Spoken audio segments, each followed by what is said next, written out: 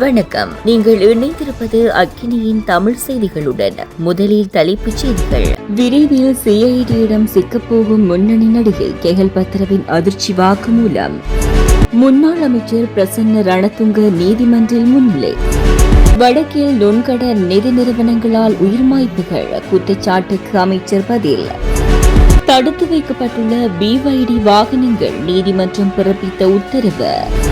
பிரித்தானியாவில் இலங்கையர்களுக்கு ஏற்பட்டுள்ள நெருக்கடி, நாடு கடத்த நடவடிக்கை தொடர்பென விரிவான செய்திகள். கெஹல் பத்ர பத்மி வழங்கிய வாக்குமூலத்தின் அடிப்படையில் ஒரு முன்னணி நடிகை ஒருவர் விரைவில் குற்றப்புலனாய்வு திணைக்களத்துக்கு அழைக்கப்படுவார் என தெரிவிக்கப்படுகிறது. கைது செய்யப்பட்டு தடுப்பு காவலில் வைக்கப்பட்டுள்ள கெஹல் பத்ர பத்மி குற்றப்புலனாய்வு துறையிடம் வாக்குமூலம் அளித்துள்ளார். அதன்படி நாட்டின் பிரபல நடிகை ஒருவரிடமிருந்து ஒரு திரைப்படத்தை தயாரித்து அதில் முக்கிய வேடத்தில் நடிக்க அழைப்பு வந்ததாக அவர் கூறியுள்ளார். மேலும் குறித்த நடிகையும் கெஹல் பத்ர பத்மியும் துபாயில் ஒரு புத்தாண்டு கொண்டாட்டத்தில் சந்தித்த நிலையில் இந்த அழைப்பு விடுக்கப்பட்டதாக பத்மி குறிப்பிட்டுள்ளார். அதன்போது பத்மி தன்னை துபாயைச் சேர்ந்த பில்லியனர் தொழிலதிபர் என்று குறித்த நடிகைக்கு அறிமுகப்படுத்திக் கொண்டதாகவும் அவரது போலி உருவப்படத்தால் ஏமாற்றப்பட்டு இந்த படத்துக்கு அழைப்பு விடுத்திருக்கலாம் என்றும் புலனாய்வாளர்கள் சந்தேகிக்கின்றனர். அவர்களில் 4 பேரிடம் வாக்குமூலங்கள் பதிவு செய்யப்பட்டுள்ளன. மேலும் அவர்கள் அனைவரும் 2022ஆம் ஆண்டு துபாயில் நடைபெற்ற புத்தாண்டு கொண்டாட்டத்தில் பத்மி அடையாளம் கண்டுகொண்டதாக கூறியுள்ளனர்.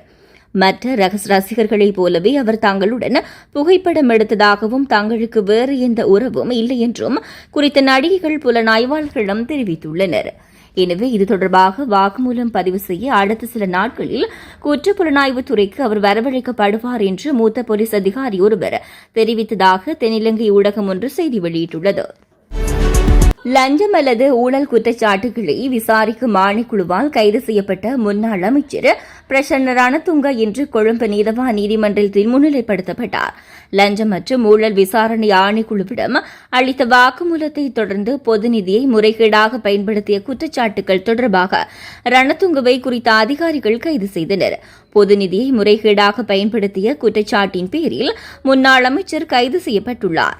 சுற்றுலா அமைச்சின் கீழ் உள்ள 4 நிறுவனங்களின் ஊழியர்களுக்கு வழங்கப்படும் நேரடி மருத்துவ காப்பீட்டு திட்டத்துக்காக ஒரு தனியார் தரகர் நிறுவனத்தை சட்டவிரோதமாக நியமித்ததாகவும் இதனால் இலங்கை காப்பீட்டு கூட்டுத்தாபனத்துக்கு 4,70,828.72 ரூபாய் நிதி இழப்பு ஏற்பட்டதாகவும் முன்னாள் அமைச்சர் மீது குற்றம் சாட்டப்பட்டுள்ளமை குறிப்பிடத்தக்கது.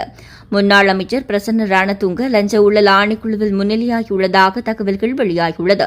அதன்படி இன்று காலை குறித்த ஆணைக்குழுவில் முன்னிலையாகியுள்ளதாக தெரிவிக்கப்படுகிறது. வாக்குமூலம் ஒன்று வழங்குவதற்காக அவர் லஞ்ச ஊழல் ஆணைக்குழுவுக்கு வந்துள்ளதாக தெரிவிக்கப்படுகிறது. வடக்கு கிழக்கு மாகாணங்களில் நுண்கடன் நிதி நிறுவனங்களின் மனிதாபிமானமற்ற செயற்பாடுகள் காரணமாக பலர் தற்கொலை செய்து கொண்டுள்ளார்கள் என்பதை உறுதிப்படுத்த எந்தவித அறிக்கையும் இல்லை என நிதி திட்டமிடல் பிரதி அமைச்சர் அனில் ஜெயந்த் பெர்னாண்டோ தெரிவித்துள்ளார். நாடாளுமன்றத்தில் நேற்று இடம்பெற்ற வாய்மூல விடைக்கான வினா நேரத்தின் போது இலங்கை தமிழரசுக் கட்சியின் யாழ் மாவட்ட நாடாளுமன்ற உறுப்பினர் எஸ் ஸ்ரீதரன் எழுப்பிய கேள்விகளுக்கு பதிலளித்து உரையாற்றுகையிலேயே அவர் இவ்வாறு குறிப்பிட்டுள்ளார். பிரதி அமைச்சர் தொடர்ந்து கருத்து தெரிவிக்கையில் வடக்கு மாகாணத்தில் 28 அரசு வங்கிகளும் 38 தனியார் வங்கிகளும் 78 நிதி நிறுவனங்களும் 13 அனுமதி பெற்ற நுண்கடன் நிதி நிறுவனங்களும் உள்ளன. 2025 செப்டம்பர் மாத காலப்பகுதியில் அனுமதி பெற்ற நுண்கடன் நிதி நிறுவனங்கள் 22.69 முதல் 39.40% அடிப்படையில் வருடாந்த வட்டி விதத்துக்கு அமைய கடன் வழங்குகின்றன. நிதி நிறுவன கண்காணிப்பு திணைக்களத்துக்கு அந்த பொறுப்பு வழங்கப்பட்டுள்ளது. நுண்கடன் கண்காணித்தல் அதிகார சபை தொடர்பான சட்ட வரைவு தயாரிக்கப்பட்டுள்ளது. எதிர்வரும் நாட்களில் அந்த வரைவு நாடாளுமன்றத்துக்கு சமர்ப்பிக்கப்படும். அதற்கமைய மத்திய வங்கியால் பதிவு செய்யப்பட்ட நிதி நிறுவனங்களை முறையாக கண்காணிக்கும் நடவடிக்கைகள் எடுக்கப்படும் என்றார். தடுத்து வைக்கப்பட்டுள்ள 625 BYD வாகனங்களை அந்தந்த வங்கி மற்றும் நிறுவன உத்தரவாதங்களுக்கு உட்பட்டு விடுவிக்குமாறு மேல்முறையீட்டு நீதிமன்றம் இன்று இலங்கை சுங்கத்துறைக்கு உத்தரவிட்டுள்ளது. ஜோன் கீழ் CG ஆட்டோ லிமிடெட் தாக்கல் செய்த பல ரிட் மனுக்கள் விசாரணைக்கு எடுத்துக் கொள்ளப்பட்ட போது மேன்முறையீட்டு நீதிமன்ற தலைவர் ரோஹன் தாபி சூரிய மற்றும் நீதியரசர் கே பிரியந்த் பெர்னாண்டோ ஆகியோர் இந்த உத்தரவை பிறப்பித்துள்ளனர். மேலும் சுங்க இயக்குநர் சார்பாக முன்னிலையான முன்னாள் கூடுதல் சொலிசிட்டர் ஜெனரல் சுமதி தர்மவர்தன இந்த ஏற்பாட்டின் கீழ் பல வகை வாகனங்களை விடுவிக்க சுங்கத்துறை ஒப்புக்கொண்டதாக நீதிமன்றத்துக்கு தெரிவித்துள்ளார். சமர்ப்பிப்புகளை கணக்கில் எடுத்துக் கொண்டு மேன்முறையீட்டு நீதிமன்றம் ஒப்புக் உத்தரவாதங்களின்படி வாகனங்களை விரிவாக விடுவிக்குமாறு இலங்கை சுங்கத்துக்கு நீதிமன்றம் உத்தரவிட்டுள்ளது. பிரித்தானியாவிலிருந்து இளைஞர்கள் நாடு கடத்தப்படும் எண்ணிக்கையில் ஏற்பட்ட கடுமையான வீழ்ச்சி குறித்து பிரித்தானிய பிரபுக்கள் சபை கவலை வெளியிட்டுள்ளது. இந்த குறைவுக்கு நாடு கடத்தப்பட வேண்டிய தமது பிரஜைகளை திரும்பிப் பெறுவதில் இலங்கை ஒத்துழைக்க தவறியது முக்கிய காரணமாக சுட்டிக்காட்டப்பட்டுள்ளது. தேசிய மற்றும் எல்லைகள் சட்டம் மீதான விவாதத்தின் போது உள்துறை அலுவலகத்துக்கான நிழல் அமைச்சர் லோர்ட் டேவிஸ் ஆஃப் கோவர் பிரித்தானியாவின் இடப்பெயர்வு கண்காணிப்பகத்தின் தரவுகளை சுட்டிக்காட்டினார். பிரித்தானிய அரசாங்கம் விசா காலம் முடிவடைந்து தஞ்சம் கோரிக்கை நிராகரிக்கப்பட்ட அல்லது குற்றம் சாட்டப்பட்ட வெளிநாட்டு பிரஜைகளை அவர்களின் சொந்த நாடுகளுக்கு திருப்பி அனுப்புகிறது.